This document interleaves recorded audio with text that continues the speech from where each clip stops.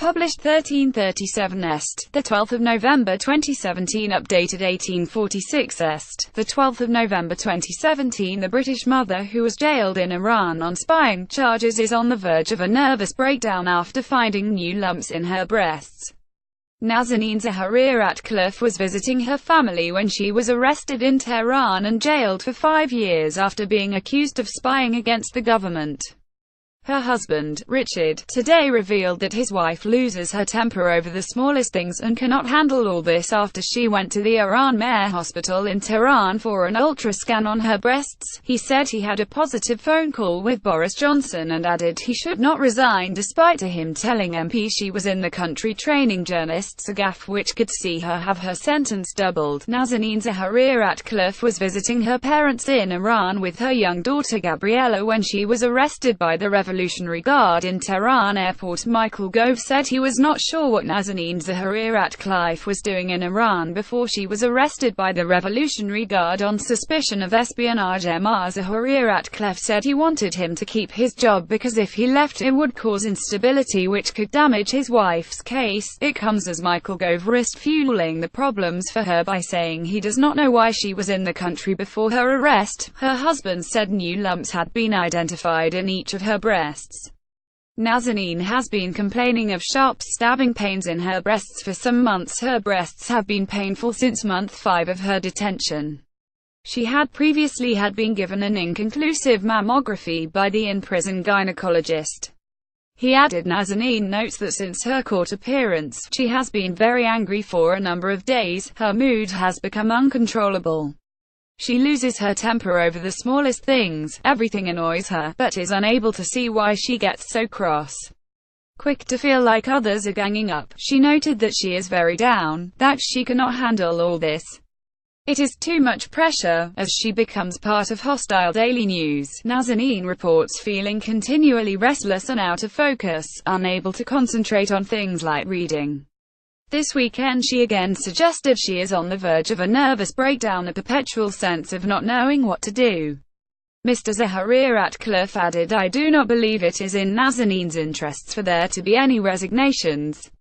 As her husband, my complaint is not that Nazanin's imprisonment has become a diplomatic incident this past week. It is that it wasn't for the 19 months before.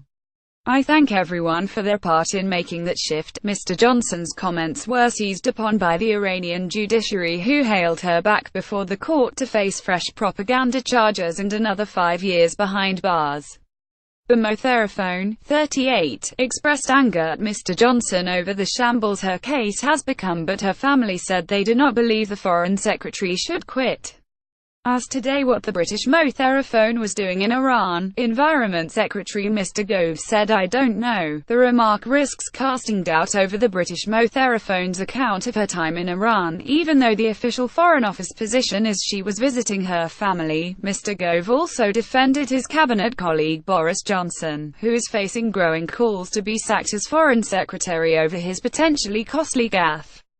Labour leader Jeremy Corbyn, pictured today, has called for Boris Johnson to be sacked over the comments. Jeremy Corbyn is calling for Boris Johnson to be sacked from his post immediately as Foreign Secretary for putting citizens at risk.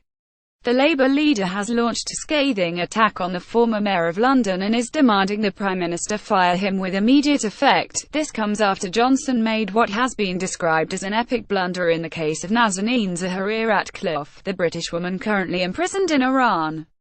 Mr. Corbyn has added to the growing pressure May faces in dealing with Johnson, as members of his own party say his position should be reconsidered. He said, "We've put up with Johnson embarrassing and undermining our country with his incompetence and colonial throwback views and putting our citizens at risk for long enough. It's time for him to go." London Mayor Sadiq Khan has also called for Mr. Johnson to go over the blunder.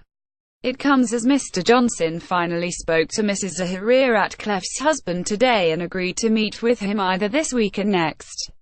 John Trickett MP, Labour's shadow minister for the Cabinet Office, said Boris Johnson's cavalier approach to international diplomacy is compounded this morning by Michael Gove claiming he has no idea what Nazanin Zaharia Ratcliffe was doing in Iran. "It has always been clear, she was on holiday visiting her family.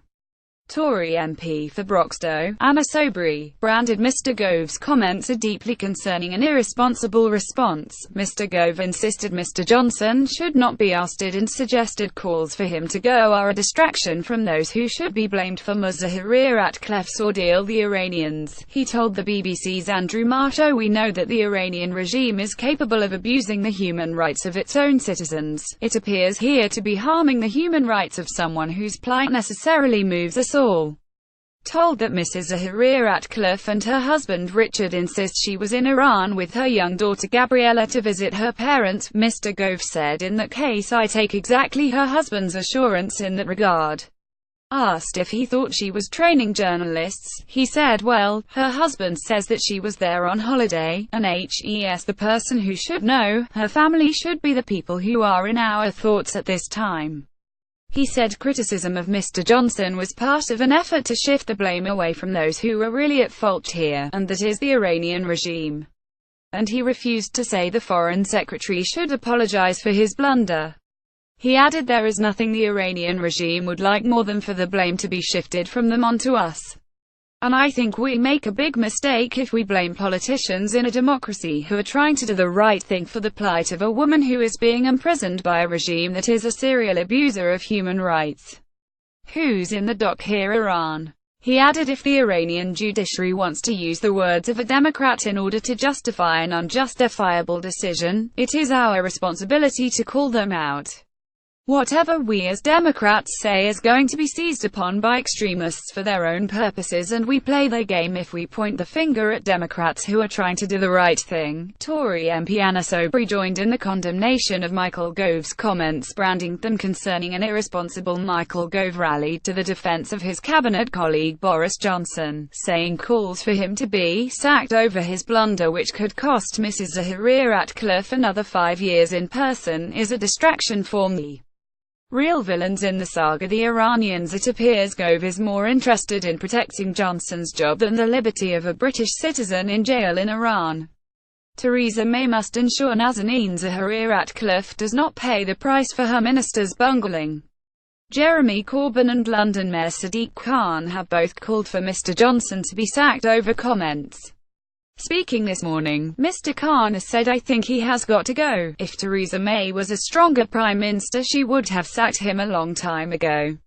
Mr Corbyn said, "We've put up with Johnson embarrassing and undermining our country with his incompetence and colonial throwback views and putting our citizens at risk for long enough. It's time for him to go." Mrs Zahira Ratcliffe's husband Richard has demanded that Mr Johnson get on a plane to meet his wife after his blunder.